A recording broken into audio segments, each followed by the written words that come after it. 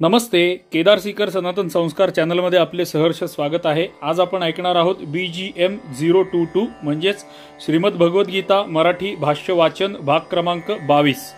मागच्या 21व्या भागामध्ये आपण ज्ञान कर्म संन्यास योगच्या 3ऱ्या श्लोकापर्यंत पोहोचलो होतो। आता या 22व्या भागामध्ये आपण 4थ्या श्लोकापासून आरंभ करणार आहोत। प्रत्यक्ष पुस्तक वाचन आरंभ करण्यापूर्वी आपल्याला विनंती की जर आपण या उपक्रमातील आपले पहिले 21 भाग ऐकलेले नसतील तर कृपया आपल्या चॅनलच्या नावाला क्लिक करा। तिथे आतमध्ये गेल्यानंतर प्लेलिस्ट नावाचे बटन असेल, त्या प्लेलिस्टमध्ये जाऊन आपल्याला तिथे भगवद्गीता मराठी भाष्य वाचन नावाची आपली ही प्लेलिस्ट सापडेल। ह्या प्लेलिस्टला क्लिक करून आपण 1 ते 21 पर्यंतचे पहिले सर्व भाग आपण सिरियली त्या प्लेलिस्टमध्ये ऐकू शकता। आपल्याला विनंती आहे की कृपया पहिल्या भागापासून 21व्या भागापर्यंतचे भाग सुद्धा आपण ऐकावेत। तर चला तर मग आजच्या भागाला सुरुवात करूयात आणि तत्पूर्वी नित्य पद्धतीप्रमाणे परमेश्वराचं ध्यान करूयात। ओम श्री परमात्मने नमः। शांताकारं भुजगशयनं पद्मनाभं सुरेशं विश्वाधारं गगनसदृशं मेघवर्णं शुभांगं लक्ष्मीकान्तं कमलनयनं योगिभिर्ध्यानगम्यं वंदे विष्णुं भवभयहरं सर्वलोकैकनाथं। ओम श्री परमात्मने नमः। श्रीमद भगवद्गीता अध्याय क्रमांक 4 ज्ञान कर्म संन्यास योग श्लोक क्रमांक 4। अर्जुन उवाच अपरं भवतो जन्म परं जन्म विवस्वतः कथमेतद्विजानीयाम् त्वमादौ प्रोक्तवानिति। अर्थ बघूयात। अर्जुन म्हणाला, आपला जन्म तर अलीकडचा आणि सूर्याचा जन्म तर फार पूर्वीचा अर्थात कल्पारंभी झालेला होता, तर मग आपणच कल्पारंभी सूर्याला हा योग सांगितला होता असे कसे समजू? सुंदर प्रश्न, जे प्रश्न आपल्यासारख्या सामान्य वाचकाच्या मनामध्ये पडतात भगवद्गीतेचं अध्ययन करताना, तेच प्रश्न अर्जुनाच्या मनातही पडत आहेत। धन्यवाद त्या अर्जुनाचे, धन्यवाद भगवद्गीतेचे, धन्यवाद गीता प्रेस गोरखपूरचे, धन्यवाद जगदयालजी गोविंदकाजींचे, धन्यवाद कुलकर्णी साहेबांचे ज्यांनी मराठी अनुवाद केला, आणि धन्यवाद आपल्या उपक्रमाचे की आपल्याला भगवद्गीतेचे, वेदांचे, शास्त्रांचे, पुराणांचे, संस्कृतचे सखोल ज्ञान या उपक्रमातून मिळत आहे। चला तर मग या 4थ्या श्लोकावरच्या पहिल्या प्रश्नाकडे जाऊयात। या श्लोकामध्ये अर्जुनाच्या प्रश्नाचा आशय काय आहे? उत्तर, अर्जुनास ही गोष्ट पूर्वीपासून माहिती होती की श्रीकृष्ण हा काही सामान्य मनुष्य नव्हे, तो म्हणजे दिव्य मानव रूपात प्रकट झालेला सर्व शक्तिमान असा पूर्ण ब्रह्म परमात्माच आहे। कारण त्याने राजसूय यज्ञाच्या वेळी भीष्माकडून भगवान श्रीकृष्णाचा महिमा ऐकला होता आणि इतर ऋषींच्याकडूनही याविषयी खूप ऐकले होते। म्हणून वनवासात त्याने स्वतःहून भगवंतांकडून त्यांच्या महत्वाविषयी चर्चा केली होती। याशिवाय शिशुपाल इत्यादींचा वध करण्यामध्ये व इतर घटनांमध्ये अर्जुनाने कृष्णाचा अद्भुत प्रभाव पाहिला होता। तथापि भगवंतांच्या मुखाने त्यांच्या अवताराचे रहस्य ऐकण्याच्या इच्छेने, तसेच सर्व लोकांच्या मनात येणाऱ्या, आपल्यासारख्या लोकांच्या मनात येणाऱ्या शंका दूर करण्याच्या इच्छेने येथे अर्जुनाने हा प्रश्न विचारलेला आहे। अर्जुनाने जो प्रश्न विचारला त्याचा आशय असा की तुमचा जन्म अलीकडे काही वर्षांपूर्वी श्री वसुदेवाच्या घरी झालेला आहे आणि सूर्याची उत्पत्ती सृष्टीच्या प्रारंभी अदितीच्या गर्भातून झालेली होती। ही गोष्ट सर्वांना माहीत आहे। अशा स्थितीत तुमच्या जन्माचे रहस्य समजल्याविना हा योग तुम्ही सृष्टीच्या प्रारंभी सूर्याला सांगितला होता आणि मग सूर्यापासून ही परंपरा सुरू झाली, ही अशक्य गोष्ट कशी मान्य करता येईल? म्हणून कृपा करून मला याचे रहस्य समजावून सांगून कृतार्थ करा। आणि पुढे येतो 5वा श्लोक, त्याचा संबंध। अशा प्रकारे अर्जुनाने विचारल्यावर आपल्या अवताराच्या तत्वाचे रहस्य समजावून सांगण्यासाठी आपली सर्वज्ञता प्रकट करीत भगवंत पुढे म्हणतात। 5वा श्लोक। श्री भगवान उवाच बहूनि मे व्यतीतानि जन्मानि तव चार्जुन तान्यहं वेद सर्वाणि न त्वं वेत्थ परंतप। अर्थ बघूयात। श्री भगवान म्हणाले, हे परंतप अर्जुना, माझे आणि तुझे पुष्कळ जन्म झालेले आहेत, ते सर्व तुला माहीत नाहीत, पण मला ते माहीत आहेत। प्रश्न पहिला, माझे आणि तुझे अनेक जन्म झालेले आहेत या म्हणण्याचे तात्पर्य काय आहे? उत्तर, याद्वारे भगवंतांनी असे दर्शवले आहे की मी आणि तू आत्ताच झालो, पूर्वी नव्हतो असे नव्हे। आपण अनादी व नित्य आहोत। माझे स्वरूप नित्य आहेच, याशिवाय मी मत्स्य, कूर्म, वराह, नृसिंह आणि वामन इत्यादी अनेक रूपात पूर्वी प्रकट झालो आहे. वसुदेवांच्या घरी झालेले माझे प्राकट्य जरी अर्वाचीन काळातले असले तरी त्याच्या पूर्वीच्या झालेल्या विविध रूपात मी असंख्य पुरुषांना उपदेश दिलेला आहे.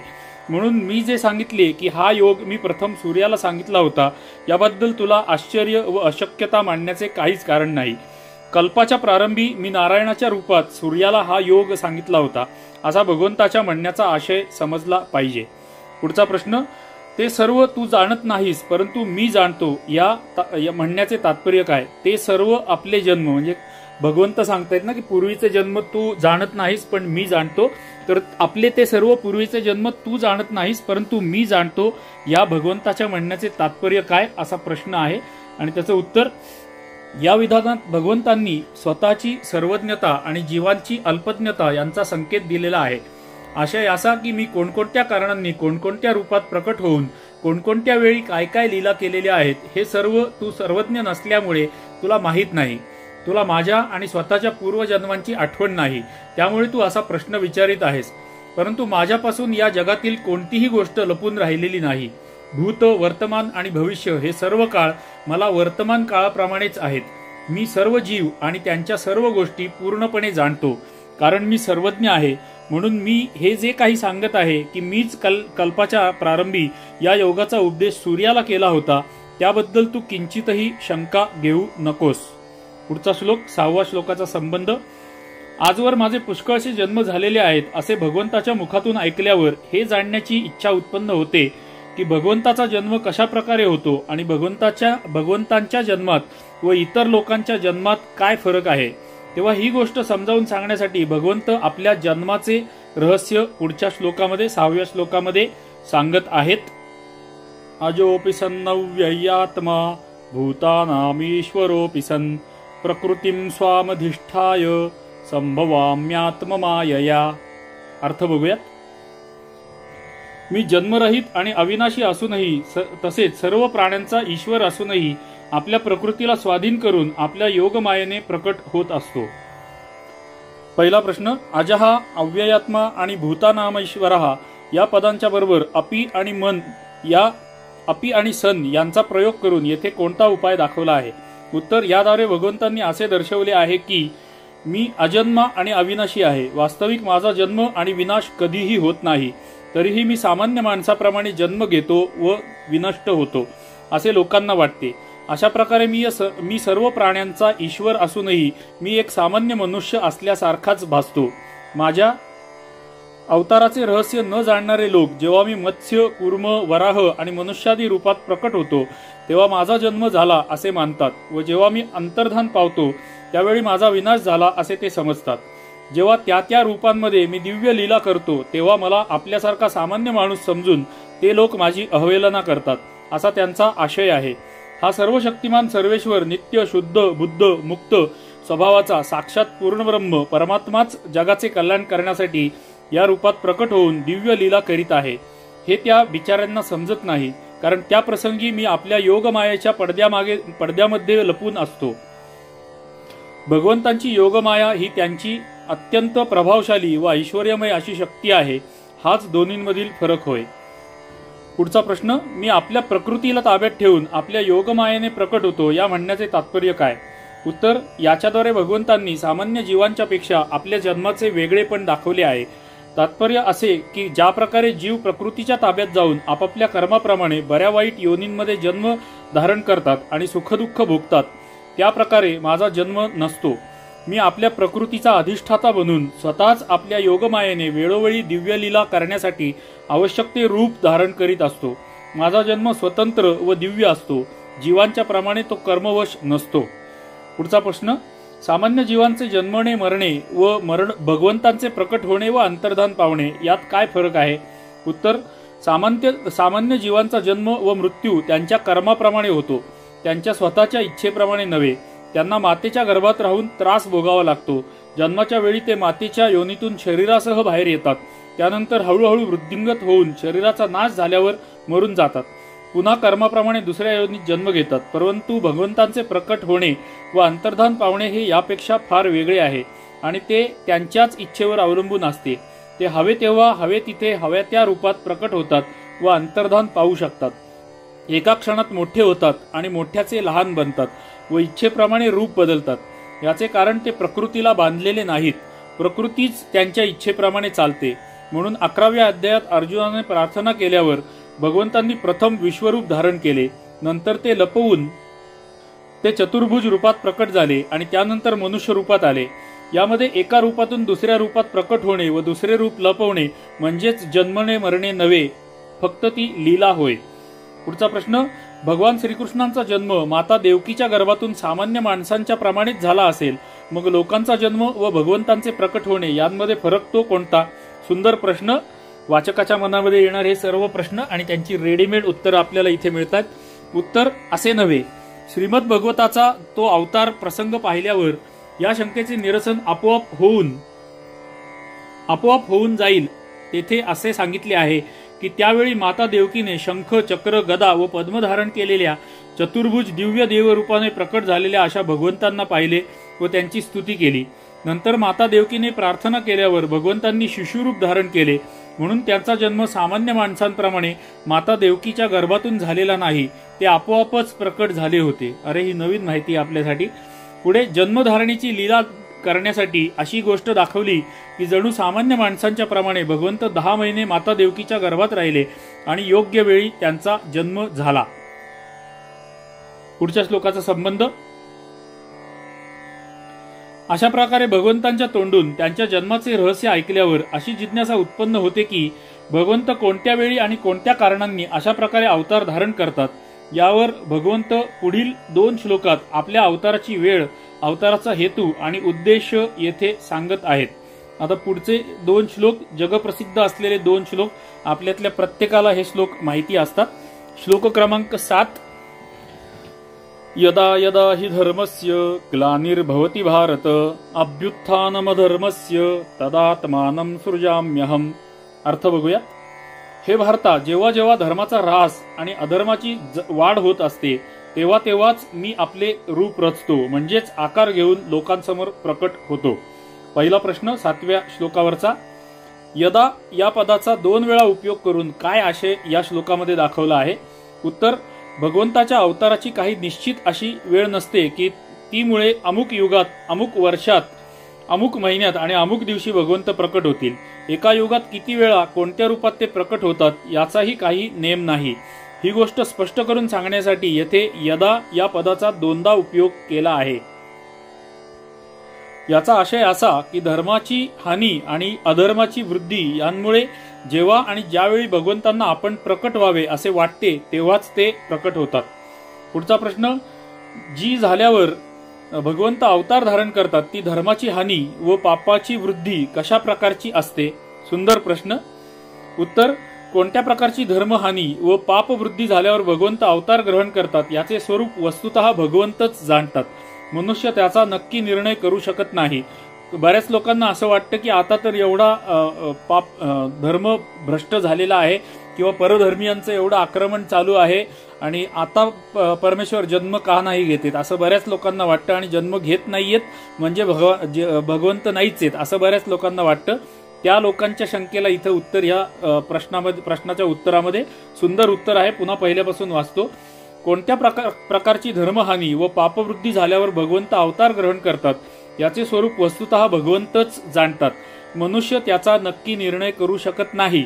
परंतु असे अनुमान करता येते ऋषितुल्य, धार्मिक, ईश्वरप्रेमी, सदाचारी पुरुष आणि निरपराधी निर्बल प्राणी यांच्यावर बलवान व दुराचारी माणसांचे अत्याचार वाढू लागतात आणि त्यामुळे लोकांमधील सद्गुण आणि सदाचार यांचा अत्यंत ऱ्हास होतो. दुर्गुण व दुराचार हे अधिक फैलावतात. हेच धर्माच्या हानीचे व अधर्माच्या वाढीचे स्वरूप होय. सत्ययुगात ज्यावेळी हिरण्यकश्यपूच्या राज्यात दुर्गुण आणि दुराचार वाढले, निरपराधी लोकांना त्रास होऊ लागला. ध्यान, जप, तप, पूजा, पाठ, यज्ञ, दान अशी लोकांची शुभकर्मे व त्यांच्या उपासना हे सर्व जबरदस्तीने बंद पाडण्यात आले. देवांना मारून त्यांना त्यांच्या स्थानांवरून हाकलून देण्यात आले. प्रल्हादासारख्या भक्ताला अपराध नसताना नाना प्रकारचे दुःख देण्यात आले. त्याच वेळी भगवंतांनी नृसिंह रूप धारण केले आणि भक्त प्रल्हादाचा उद्धार करून धर्माची स्थापना केली होती. असाच प्रकार दुसऱ्या अवतारांमध्येही दिसून येतो. आणि पुढचा 8वा श्लोक हाही आपल्या सगळ्यांना माहिती असतो. परित्राणाय साधूनां विनाशाय च दुष्कृतां धर्म संस्थापनार्थाय संभवामि युगे युगे. अर्थ बघूयात. सज्जनांच्या उद्धारासाठी, पापकर्म करणाऱ्यांचा नाश करण्यासाठी आणि धर्माची उत्तम प्रकारे स्थापना करण्यासाठी मी युगायुगात प्रकट होतो.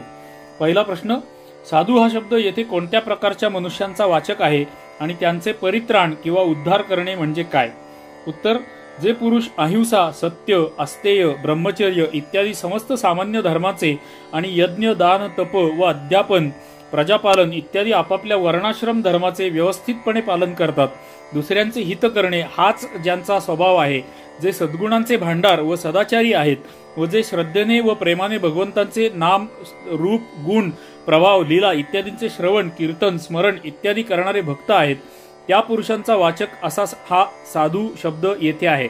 बघा, इतर मजहबमध्ये आणि मजहबांमध्ये आणि आपल्या सनातन धर्मामध्ये किती फरक आहे.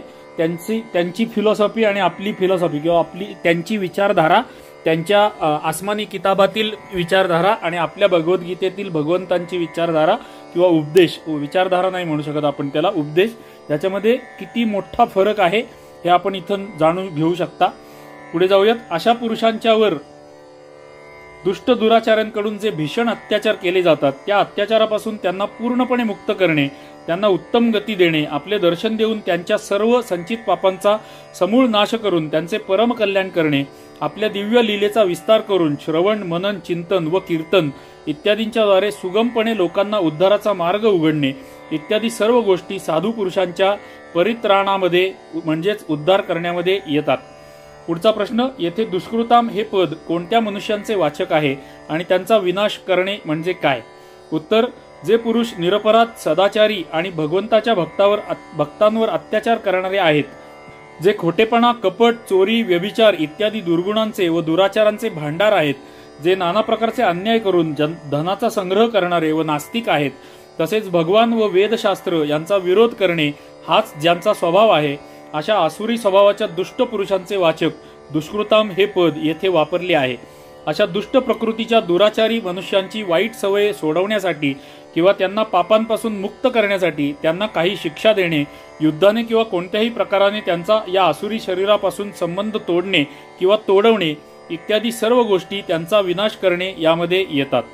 पुढचा प्रश्न, भगवंत परमदयाळू आहेत, मग ते त्या दुष्टांना समजावून सांगून त्यांचा स्वभाव का सुधारत नाहीत, त्यांना अशा प्रकारे शिक्षा का देतात? बघा, किती सुंदर सुंदर प्रश्न आहेत आणि त्यांची सुंदर सुंदर उत्तर आपल्याला शिकायला मिळत आहेत. उत्तर, त्यांना शिक्षा देण्यात आणि मारून टाकण्यातही म्हणजे आसुरी शरीरापासून त्यांचा संबंध विच्छेद करण्यामध्येही भगवंतांची दयाच भरलेली आहे. कारण भगवंत त्यांना शिक्षा किंवा मृत्यू देऊन त्यांच्या पापांचा नाश करतात. भगवंतांच्या दंडविधानाविषयी व त्या दयाळूपणाविषयी असा कधीही जरासाही उणेपणा मानू नये. आपल्या मुलाच्या हातापायासारख्या अवयवाला फोड आल्यावर आईवडील प्रथम औषध लावतात. आता या औषधाने सुधारणा होणार नाही असे जेव्हा त्यांना कळून येते आणि वेळ लावल्यास ते फोडाचे विष दुसरीकडे पसरेल असे त्यांना वाटते, तेव्हा ते त्याच्या इतर अवयवांना वाचवण्यासाठी त्या दूषित हाताचे किंवा पायाचे ऑपरेशन करून टाकतात आणि गरज भासल्यास डॉक्टरांकडून तो कापून टाकतात. याचप्रमाणे भगवंत सुद्धा दुष्टांची दुष्टता दूर करण्यासाठी दुर्योधनाला जसे समजावून सांगितले तसे प्रथम त्या दुष्टांना नीतीप्रमाणे समजावून सांगण्याचा प्रयत्न करतात व शिक्षेची भीती दाखवतात. परंतु जेव्हा यानेही काम भागत नाही आणि त्यांची दुष्टता तर वाढत जाते असे दिसते, तेव्हा त्यांना शिक्षा देऊन किंवा मारून टाकून त्यांच्या पापांचे फळ भगवंत त्यांना भोगायला लावतात. त्यांची पूर्व संचित कर्मे चांगली असतात, परंतु एखाद्या निमित्ताने अगर कुसंगतीमुळे ते या जन्मी दुराचारी झालेले असतात. त्यांना भगवंत स्वतःच्या हातांनी मारून मुक्त करतात. या सर्व क्रियांमध्ये भगवंतांची दयाच भरलेली असते. सुंदर उत्तर, सुंदर प्रश्न, लक्षात ठेवण्यासारखे प्रश्न उत्तर आहेत. आपल्याला जर कोणी मजहबी लोकांनी, कोणी नवबौद्ध लोकांनी आपल्या भगवद्गीतेवरती आक्षेप घेताना आपल्याला जर काही वेडेवाकडे प्रश्न विचारले तर त्यांना सुंदर उत्तर देता येतील असे ज्ञान आपल्याला या उपक्रमातून मिळते आहे. धन्यवाद या उपक्रमाचे आणि गीता प्रेस गोरखपूरचे. पुढे, धर्माची स्थापना करणे म्हणजे काय? उत्तर, स्वतः शास्त्राप्रमाणे आचरण करून विभिन्न प्रकारे धर्माचे महत्त्व दाखवून देणे, लोकांच्या हृदयात प्रवेश करणाऱ्या अशा प्रभावशाली अप्रतिम वाणीने उपदेश आदेश देऊन सर्वांच्या अंतःकरणात वेद, शास्त्र, परलोक, महापुरुष आणि भगवान यांच्याविषयी श्रद्धा उत्पन्न करणे आणि सद्गुणाविषयी सदाचारांविषयी श्रद्धा आणि प्रेम उत्पन्न करणे आणि लोकांमध्ये या सर्वांविषयी दृढ व व्यवस्थित अशी धारणा निर्माण करणे इत्यादी सर्व गोष्टी धर्मस्थापनेमध्ये येतात. पुढचा प्रश्न, साधूंचे परित्राण, दुष्टांचा संहार व धर्मस्थापना या तिन्हींची एकदम गरज असल्यावरच भगवंतांचा अवतार होतो की कोणत्या एका किंवा दोन निमित्तांनीही तो अवतार होऊ शकतो? उत्तर, तिन्ही कारणे एकदम उपस्थित झाल्यावरच भगवंतांनी अवतार धारण करावा असा काही नियम नाही. कोणत्याही एका किंवा दोन उद्देशांच्या पूर्ततेसाठी भगवंत अवतार धारण करू शकतात. पुढचा प्रश्न, भगवंत सर्व शक्तिमान आहेत, ते अवतार न घेता सुद्धा ही सर्व कामे करू शकतात, मग अवताराची गरज काय आहे? बघा, सगळे प्रश्न जे आपल्या मनामध्ये येऊ शकतात, वाचकाच्या मनामध्ये किंवा द्वाड लोकांच्या मनामध्ये सुद्धा येऊ शकतात, त्या सगळ्यांची उत्तरं इथे आपल्याला रेडीमेड मिळत आहेत. भगवंत अवतार न घेताही सहजपणे सर्व काही करू शकतात आणि करतात. ही गोष्ट पूर्णपणे बरोबर आहे, परंतु लोकांच्यावर विशेष दया दाखवून दर्शन, स्पर्श व भाषण यांच्याद्वारे सुगमपणे लोकांना उद्धाराची चांगली संधी देण्यासाठी व आपल्या प्रिय भक्तांना आपल्या दिव्य लीला इत्यादींचा आनंद देण्यासाठी भगवंत साकार रूपाने अवतार धारण करून प्रकट होतात. त्या अवतारांमध्ये धारण केलेल्या रूपांचा आणि त्यांचे गुण, प्रभाव, नाम, महात्म्य व दिव्य कर्म यांचे श्रवण, कीर्तन आणि स्मरण करून लोक सहजपणे संसार समुद्र पार करू शकतात. हे काम अवताराशिवाय होऊ शकत नाही. पुढचा प्रश्न, मी युगायुगात प्रकट होतो या म्हणण्याचा भावार्थ काय? उत्तर, याद्वारे भगवंतांनी असे दाखवले आहे की प्रत्येक युगामध्ये जेव्हा जेव्हा युगधर्माच्या अपेक्षेने धर्माची फार हानी होते तेव्हा तेव्हा आवश्यकतेप्रमाणे मी वारंवार प्रकट होतो. एका युगात एकाच वेळी प्रकट होतो असा काही नियम नाही. आणि पुढच्या 9व्या श्लोकाचा संबंध, अशा प्रकारे आपल्या दिव्य जन्माची वेळ, हेतू आणि उद्देश यांचे वर्णन केल्यावर आता भगवंत आपल्या त्या जन्माचे व त्यामध्ये केल्या जाणाऱ्या कर्मांच्या दिव्यतेचे तत्व जाणण्याचे फल सांगत आहेत. श्लोक क्रमांक 9, जन्म कर्म च मे दिव्यम एवं यो वेत्ति तत्वतः त्यक्त्वा देहम पुनर्जन्म नैति मामेति सोऽर्जुन. अर्थ बघूयात. हे अर्जुना, माझा जन्म आणि कर्म दिव्य अर्थात निर्मळ आणि अलौकिक आहे असे जो मनुष्य तत्वतः जाणतो तो शरीराचा त्याग केल्यावर पुन्हा जन्माला येत नाही, तर मलाच येऊन मिळतो. पहिला प्रश्न, भगवंताचा जन्म दिव्य आहे ही गोष्ट तत्वतः समजणे याचा अर्थ काय? उत्तर, सर्व शक्तिमान पूर्ण ब्रह्म परमेश्वर हे वस्तुतः जन्म व मृत्यू यांच्या पूर्णपणे पलीकडे आहेत. त्यांचा जन्म इतर जीवांच्या प्रमाणे नसतो. ते आपल्या भक्तांच्यावर कृपा करून आपल्या दिव्य अशा लीलांनी त्यांच्या मनाला आपल्याकडे आकर्षित करण्यासाठी दर्शन, स्पर्श आणि भाषण यांच्याद्वारे त्यांना सुख देण्यासाठी जगात आपल्या दिव्य कीर्तीचा प्रसार करून तिचे श्रवण, कीर्तन आणि स्मरण यांच्याद्वारे लोकांच्या पापांचा नाश करण्यासाठी तसेच जगात पापाचारांचा विनाश करून धर्मस्थापनेसाठी जन्म धारण केल्याची फक्त लीला दाखवतात. त्यांचा तो जन्म निर्दोष व अलौकिक असतो. जगाचे कल्याण करण्यासाठीच भगवंत अशा प्रकारचे मनुष्यादी रूपात लोकांच्या समोर प्रकट होत असतात. त्यांचा तो विग्रह प्राकृत उपादानाने बनलेला नसतो. तो दिव्य, चिन्मय, प्रकाशमान, शुद्ध व अलौकिक असतो. भगवंतांच्या जन्मासाठी गुण व कर्मसंस्कार हे कारणीभूत नसतात. ते मायेला वशीभूत होऊन जन्म धारण करीत नाहीत, तर आपल्या प्रकृतीचे अधिष्ठाता बनून योगशक्तीने मनुष्यादी रूपात लोकांच्यावर फक्त दया करण्यासाठीच प्रकट होतात. ही गोष्ट चांगल्या प्रकारे समजून घेणे म्हणजे त्याबद्दल किंचितही अनादर बुद्धी व विपरीत भावना न ठेवता त्यावर पूर्णपणे श्रद्धा ठेवणे आणि साकार स्वरूपात प्रकट झालेल्या भगवंतांना सामान्य मनुष्य न समजता सर्वशक्तिमान, सर्वेश्वर, सर्वांतर्यामी, साक्षात सच्चिदानंदघन पूर्णब्रह्म परमात्मा समजणे म्हणजेच भगवंताच्या जन्माला तत्वतः दिव्य समजणे होय. या अध्यायाच्या 6व्या श्लोकात हीच गोष्ट समजावून दिली आहे. 7व्या अध्यायाच्या 24व्या व 25व्या श्लोकात आणि 9व्या अध्यायाच्या 11व्या व 12व्या श्लोकात हे तत्व समजावून न घेता जे लोक भगवंतांना सामान्य मनुष्य समजतात त्यांची निंदा केली आहे आणि 10व्या अध्यायाच्या 3ऱ्या श्लोकात हे तत्व जाणणाऱ्यांची प्रशंसा केली आहे. जो पुरुष अशा प्रकारे भगवंतांच्या जन्माची दिव्यता तत्वतः समजावून घेतो त्याला भगवंतांचा एका क्षणाचाही वियोग सहन होत नाही. भगवंतांविषयी परम श्रद्धा आणि अनन्य प्रेम असल्यामुळे त्याच्याकडून भगवंतांचे अनन्य चिंतन घडत असते. पुढचा प्रश्न, भगवंतांची कर्मे दिव्य आहेत ही गोष्ट तत्वतः समजणे याचा अभिप्राय काय? उत्तर, भगवंत सृष्टी रचना व अवतार लीला इत्यादी जी कर्मे करतात त्यांमध्ये त्यांचा किंचितही स्वार्थाचा संबंध नसतो. फक्त लोकांवर अनुग्रह करण्यासाठीच ते मनुष्यादी अवतारांमध्ये नाना प्रकारची कर्मे करतात. भगवंत प्रकृतीच्या द्वारे सर्व कर्मे करीत असतानाही कर्मांबद्दल कर्तृत्व भाव नसल्यामुळे वास्तविक ते काहीच करीत नाहीत आणि त्या कर्मांच्या बंधनातही पडत नाहीत. भगवंतांना त्या कर्मांच्या फलाविषयी किंचितही स्पृहा नसते. भगवंतांकडून जी काही क्रिया होत असते ती लोकहितार्थच असते. त्यांच्या प्रत्येक कर्मात लोकांचे हित भरलेले असते. ते अनंत कोटी ब्रह्मांडाचे नायक असूनही सर्वसामान्यांचे बरोबर अभिमानरहित दयेने व प्रेमपूर्ण समतेने वागतात. जो पुरुष ज्या प्रकारे त्यांना भजतो ते त्याला त्याचप्रमाणे भजतात.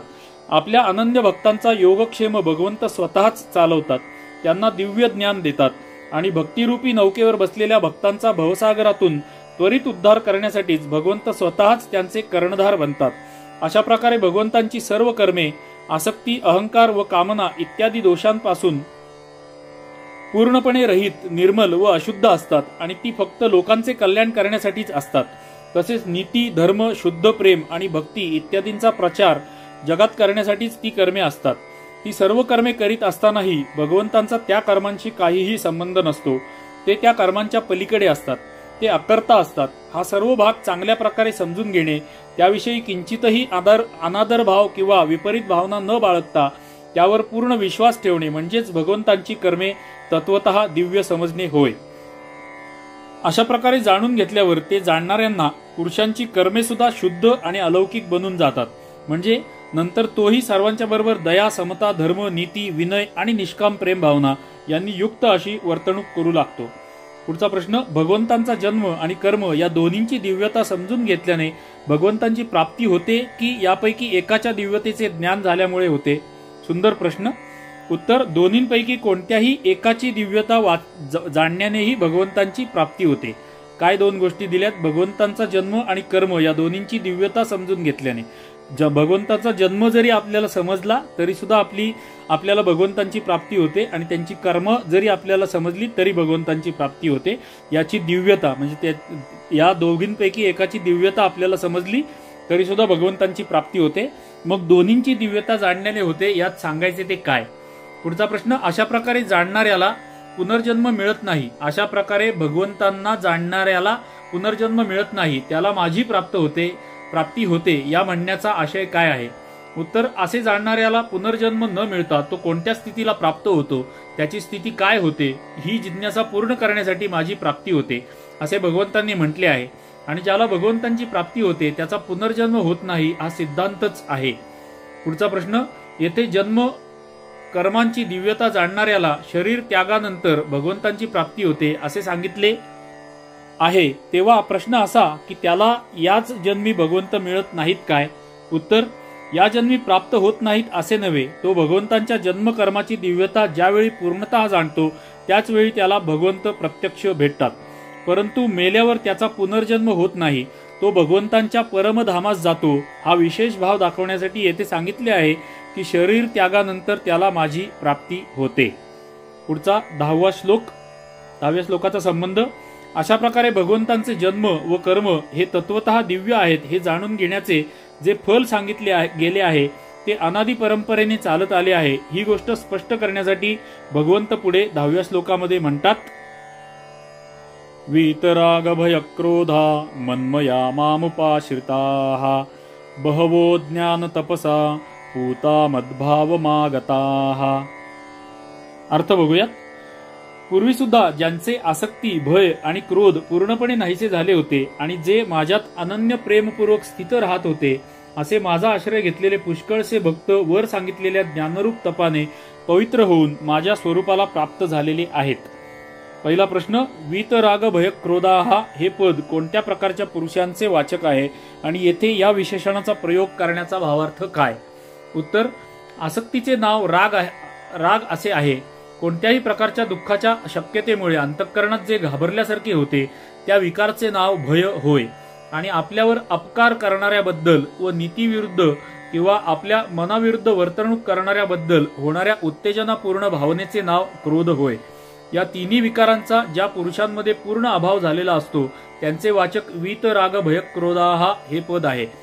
भगवंतांच्या दिव्य जन्माचे व कर्माचे तत्व रहस्य समजून घेणाऱ्या मनुष्यांना भगवंतांबद्दल अनन्य प्रेम वाटू लागते. म्हणून भगवंतांच्या व्यतिरिक्त कोणत्याही पदार्थांबद्दल त्यांना त्यांची जराशीही आसक्ती उरत नाही. भगवंतांचे तत्व समजावून घेतल्याने त्यांना सर्वत्र भगवंतांचा प्रत्यक्ष अनुभव येऊ लागतो आणि सर्वत्र भगवत बुद्धी झाल्यामुळे ते कायमचे पूर्णपणे निर्भय होऊन जातात.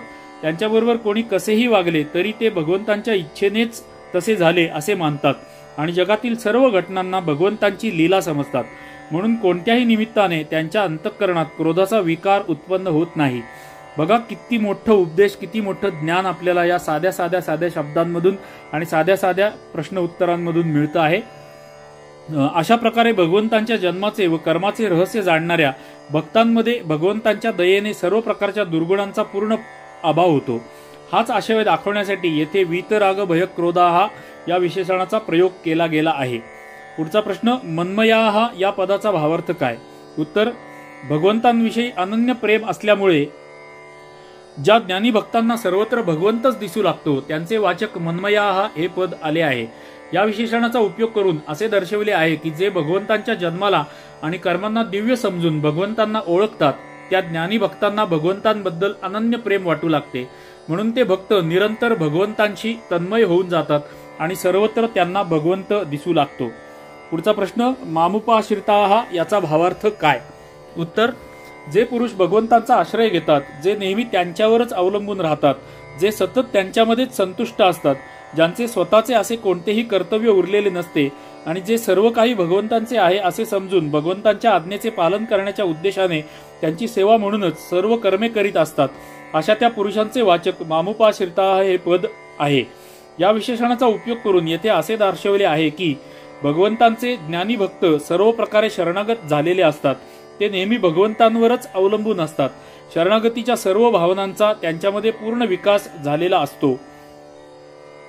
पुढचा प्रश्न, ज्ञान तपसा या पदाचा अर्थ आत्मज्ञान रूप तप न मानता भगवंतांचा जन्म व कर्म यांचे ज्ञान असे मानण्याचे तात्पर्य काय आणि त्या ज्ञान तपाने पवित्र होऊन त्या भक्तांना भगवंतांचे स्वरूप प्राप्त होणे म्हणजे काय? उत्तर, येथे सांख्ययोगाचा प्रसंग नाही तर हे भक्तीचे प्रकरण आहे व पूर्वीच्या श्लोकात भगवंतांच्या जन्माला व कर्मांना दिव्य समजण्याचे फल हे भगवंतांची प्राप्ती असे सांगितले गेले आहे. त्याचे प्रमाण म्हणून हा श्लोक आहे. त्यामुळे ज्ञान तपसा या पदामध्ये ज्ञानाचा अर्थ आत्मज्ञान असा न घेता भगवंतांच्या जन्मकर्मांना दिव्य समजणे म्हणजे ज्ञान असे मानले गेले आहे. या ज्ञानरूपी तपाच्या प्रभावामुळे मनुष्याला भगवंतांबद्दल अनन्य प्रेम वाटू लागते. त्याची सर्व पापे व ताप नष्ट होतात. त्याच्या अंतःकरणात सर्व प्रकारच्या दुर्गुणांचा पूर्णपणे अभाव होतो आणि त्याची सर्व कर्मे भगवंतांच्या कर्मांप्रमाणेच दिव्य होऊन जातात. तो भगवंतांपासून कधीही विभक्त नसतो. नेहमी त्याला भगवंत प्रत्यक्ष दिसतात. हेच त्या भक्ताने ज्ञानरूप तपाने पवित्र होऊन भगवंतांच्या स्वरूपाची प्राप्ती करून घेणे होय. मित्रांनो, आपला रेकॉर्डिंग चालू करून बराच वेळ झालेला आहे. त्यामुळे इथे 22व्या भागाच्या इतिश्रीकडे आपण जाऊयात. 22वा भाग संपूर्ण ऐकल्यानंतर आपल्या लक्षात आलं असेल की आपल्याला प्रत्येक भागामधून डूज अँड डोंट्स, काही डूज मिळत आहेत आणि काही डोंट्स मिळत आहे. म्हणजे काय करायला पाहिजे या काही गोष्टी मिळतात आणि आपण काय करायला नाही पाहिजे या सुद्धा काही गोष्टी मिळतात. क्लिअर कट किंवा ट्रान्सपरंट मार्गदर्शन किंवा पारदर्शी मार्गदर्शक थेट मार्गदर्शन आपल्याला इथे परमेश्वर भगवद्गीतेमधून देत आहेत आणि आपल्याला अतिशय सोप्या भाषेमध्ये गीता प्रेस गोरखपूरच्या या मराठी पुस्तकामध्ये, ज्याचं नाव आहे श्रीमद भगवद्गीता तत्वविवेचनी हिंदी टीकेचा मराठी अनुवाद, या गीता प्रेस गोरखपूरच्या पुस्तक ज्यांनी लिहिले, ज्याचे लेखक आहेत जगदयालजी गोविंदकाजी आणि त्याचा अनुवाद कुलकर्णी साहेबांनी केलेला आहे. आणि ह्या आपल्या उपक्रमामधून आपल्याला हे प्रचंड ज्ञान आणि उपदेश मिळतो आहे. या सर्वांचे आभार आभार आभार. आता आपण इथे 22व्या भागामध्ये थांबण्यापूर्वी आपली नेहमीची आपल्याला विनंती की हा व्हिडिओ, आपला उपक्रम भगवद्गीता, भगवद्गीतेचं ज्ञान, भगवद्गीतेचा उपदेश हे जर आपल्याला आवडला असेल तर कृपया या व्हिडिओला लाईक करा आपले या भागाचे विचार, या भगवद्गीतेबद्दलचे विचार कॉमेंटमध्ये अवश्य लिहा. आपल्या जितक्या जास्त कॉमेंट्स या व्हिडिओला येतील तेवढे जास्तीत जास्त प्रमाणात हा व्हिडिओ इतर लोकांसमोर आपोआप दाखवला जाईल. त्यामुळे आपले लाईक्स आणि कॉमेंट्स अवश्य करा. माझ्या या केदार सीकर सनातन संस्कार चॅनलची नोटिफिकेशन अजून जर आपण ऑन केलेली नसतील तर कृपया आपल्या चॅनलची नोटिफिकेशन ऑन करून ठेवा, म्हणजे पुढे येणाऱ्या यांची नोटिफिकेशन तुम्हाला मिळत राहतील. आणि पुन्हा एकदा मगाची सुरुवातीची विनंती की आतापर्यंतचे 21 भाग जर आपण या उपक्रमातील ऐकलेले नसतील तर कृपया आपल्या चॅनलवर जाऊन प्लेलिस्टमध्ये जा. प्लेलिस्टमध्ये जाऊन तिथे मराठी भगवद्गीता मराठी भाष्य वाचन नावाची आपली प्लेलिस्ट आहे. त्या प्लेलिस्टमध्ये 1 पासून आता ह्या 22व्या भागापर्यंत सर्व भाग आपल्याला मिळतील. आणि इथून पुढे येणारे सगळे भाग सुद्धा मी त्याच प्लेलिस्टमध्ये ऍड करणार आहे. त्यामुळे त्या प्लेलिस्टचा अवश्य लाभ घ्या ही आपल्याला नम्र विनंती आहे. चला तर मग पुढच्या 23व्या भागामध्ये भेटूया, जिथे आपण भगवद्गीता 4थ्या अध्यायाच्या 11व्या श्लोकापासून आरंभ करणार आहोत. तोपर्यंत आपणा सर्वांना जय श्री हरी, जय श्री हरी, जय श्री हरी. धन्यवाद.